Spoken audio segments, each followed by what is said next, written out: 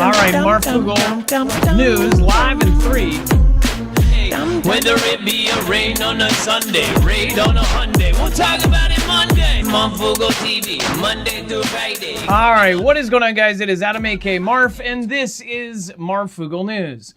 We're going to go right into the news. Of course, we have holiday travel mayhem as thousands of flights to be canceled at airports across the country due to a shutdown. Of course, yesterday we just talked about the fact that they are already warning us that there may be airspace closing. In fact, they said parts of the country may even have their airspace closed due to the understaffing because of the government shutdown. Now, mind you, there's all of these kind of, inklings that our government might actually get started up again. In fact, right after the night where we all pick the person we want in office, Schumer, said, oh, yeah, well, we might be open to talking about that now. So the timing is kind of obvious, right?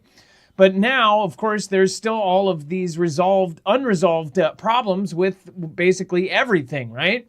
Because you don't have enough people working. In fact, 130,000 plus air traffic controllers essentially are not being paid. So you have all of these issues. The FAA is reducing air traffic by over 44,000 flights per day. Again, that's crazy to think about. Per day, 44,000 flights per day are going to be basically cut out of the equation, following weeks of major flight delays at the nation's airports due to the government shutdown. And the FAA announced it will reduce air traffic by 10% across 40 high-volume markets to maintain safety. Now, I just want to remind people, yesterday you had a bomb threat that essentially grounded flights around D.C. at the same day that they say we might be closing airspace, and the UPS crash, which we'll talk about here in a second. But yeah, it's getting crazy. Before we move on, make sure to go check out marfooglenews.com/EMP. This is, again, a device that will protect you against not only EMP strikes, but also against a CME from the sun. Either one of those major disasters happens, your car will run, your cars, trucks, motorcycles, boats, generators, gas, and solar in the case of the Energy and the Bug-Out XP. And of course, your home. Anything that you want to protect, including your satellites, Starlink devices. Again, they have a device for it. Go to marfooglenews.com/EMP and make sure to use the code MARF. This is not something that you can just go willy-nilly into a Fred Meyer and get. This is directly from EMP Shield, the same company that is working with DOW, Department of War, Department of Homeland Security, of course, Air Force, and FBI. So make sure to go check it out, marfooglenews.com/EMP, and make sure to use the code MARF. Let's bring in my co-host/internet brother, Dex James. What is going on, and how are you doing today? Well, hello, Adam, and hello, Foogle fam. I'm doing just fine. Okay, so 3i Atlas, or is it 31 Atlas? I thought it was 3i Atlas. Everybody says 31. Yeah, 31 Atlas, I believe. I thought. I think it's 3i, but either way. So 31 Atlas, what's happening with it now? Well, so we were just talking about how it had changed colors. It's changed colors again, but this is the most interesting part. It is showing signs of non-gravitational acceleration, meaning it's changing its speed and not doing it based on the gravitational pull that it should have had just by flying by that area, right, behind the sun. So that's a big thing. There's a lot of unusual features that have been going on with this. Of course, you've got, one half of the scientific, or one large portion of the scientific community saying, don't worry, it's just a comet, And then you've got people like Avi Loeb from Harvard, who is saying, hey, we don't really know what it is, so we have a right to speculate on all of these different potential theories because of the different types of activities and the unique strangeness that is happening. Like, if it changes speed, that's not something we would normally see. That would be something that might look like something unique and potentially even non-natural. Whereas, you guys know, 20 years ago, of course, nobody from Harvard would ever kind of claim something. But when you're probably in the same office as an 8-foot beast with lipstick, you're probably thinking, I can probably go out on a limb and say something that I actually have as an opinion.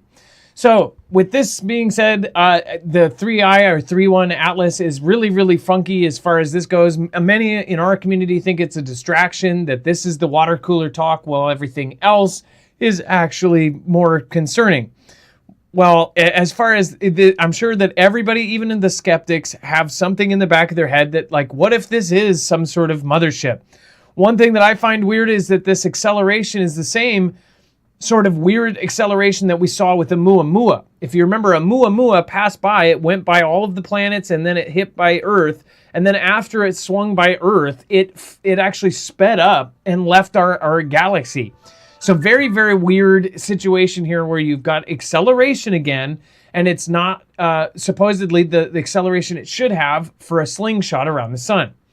All right, and then, all right, let's go into the next piece here, which we are, let's see here.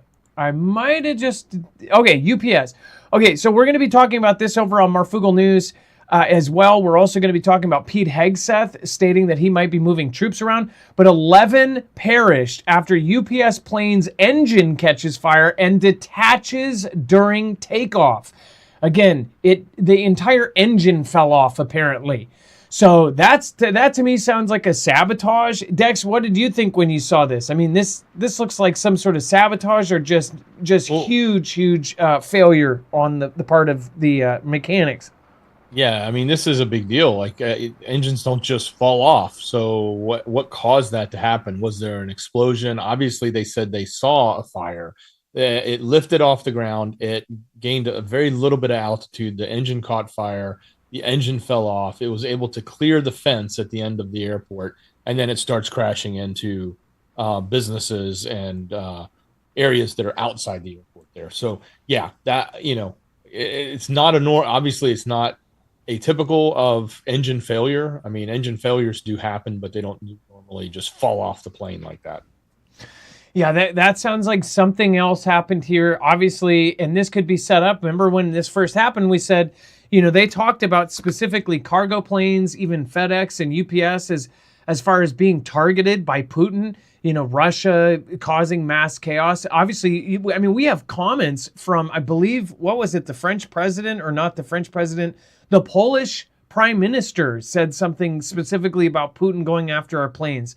And Dex, you can totally correct me if I'm wrong, or we'll correct it down in the comments down below. Oh, you're right. But a major official ended up saying something about Putin targeting our cargo planes.